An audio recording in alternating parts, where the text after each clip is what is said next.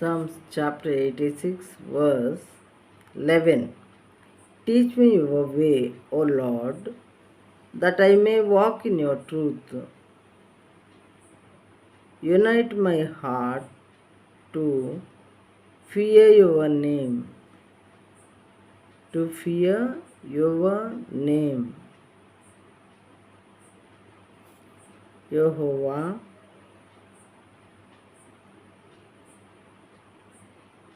నేను నీ సత్యమును అనుసరించి నడుచుకున్నట్లు నీ మార్గమును నాకు బోధింపుము. నీ నామమునకు భయపడినట్లు నా హృదయమునకు ఏకదృష్టి కలుగ చేయుము. భక్తుడు ఇక్కడ ఏమంటున్నాడంటే, ఈ భక్తుని ద్వారా దేవుడు మనకి ఏం నేర్పిస్తున్నారంటే, ఆయన యందు భయభక్తులు కలిగి ఉండినట్లు ఏకదృష్టి కలుగు చేయ నాకు అని ఈ భక్తుడు ప్రార్థిస్తున్నాడు దేవునికి. ఏకదృష్టి కలుగు చేయి. నా కంఠంలో ప్రాణం ఉండగానే నేను నిన్ను ఆరాధించగలను, లేదా రక్షణ పొందగలను.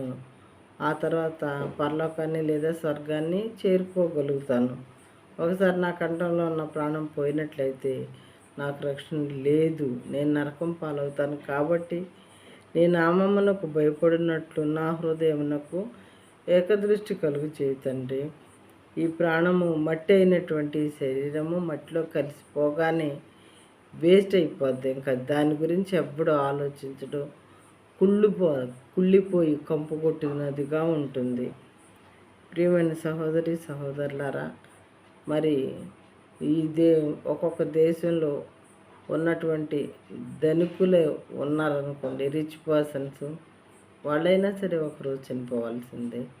లేదా ప్రపంచ కుబేర్లైనా సరే చనిపోవాల్సిందే. వాళ్ళకేమన్నా గ్యారంటీ ఉన్నదా వీళ్ళు సదాకాలం బ్రతుకుతారని కానీ, లేదా అందరికన్నా ఇన్ని సంవత్సరాలు ఎక్కువ బ్రతుకుతారని కానీ ఎలాంటి గ్యారంటీ లేదు. మానవుడు అన్న వాళ్ళకి death equals all, it favours none. కాబట్టి మనం ఏం చేయాలంటే, మన కంఠంలో ప్రాణం ఉండగానే నిజదేవుడు ఎవరో తెలుసుకోవాలి, ఆయన అనుసరించాలి. అప్పుడు మాత్రమే మనకి స్వర్గానికి లేదా పరలోకానికి దారులు ఏర్పరచబడతాయి. ఆయన చెప్పినట్లు నడవాలి, ఆయనకి లోబడాలి ముఖ్యంగా.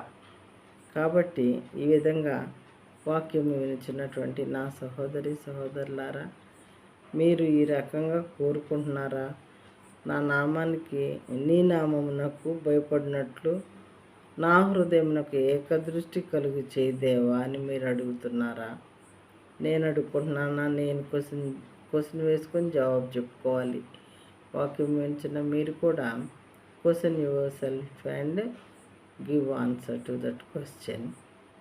Then we can make our ways good.